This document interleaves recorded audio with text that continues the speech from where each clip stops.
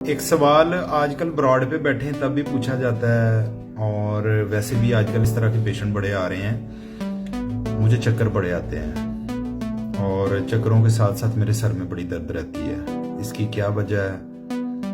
اور مجھے کوئی مائیگرین کہتا ہے، کوئی کچھ کہتا ہے، اکثر سوال یہ پوچھے جاتے ہیں۔ میری ایک بات یاد رکھیں، موسم کے حوالے سے اگر میں بات کروں تو پانی کم پیا جاتا ہے۔ جب بھی آپ کی باڈی میں ڈی ہائیڈریشن ہوگی، پانی کی کمی ہوگی، میں آپ کو لکھ کے دے دیتا ہوں 110% آپ کو اس مسئلے سے گزرنا پڑے گا۔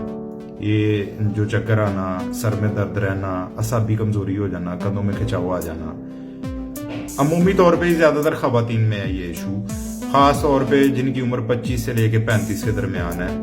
تو وہ خواتین یہ سمجھتی ہیں شاید فون یوز کرنے کی وجہ سے اس طرح ہو رہا ہے، یا میں کو بہت زیادہ سٹریس لیتی ہوں، یا میں ہر وقت پریشان رہتی ہوں، میری جناب بچے نہیں جان چھوڑتے، میں ہر وقت بس مجھے نیند کا ٹائم نہیں ملتا، حالانکہ نیند بھی پوری ہوتی ہے۔ لیکن سب سے بڑا مسئلہ یہ ہے کہ وہ پانی کم پیتی ہیں۔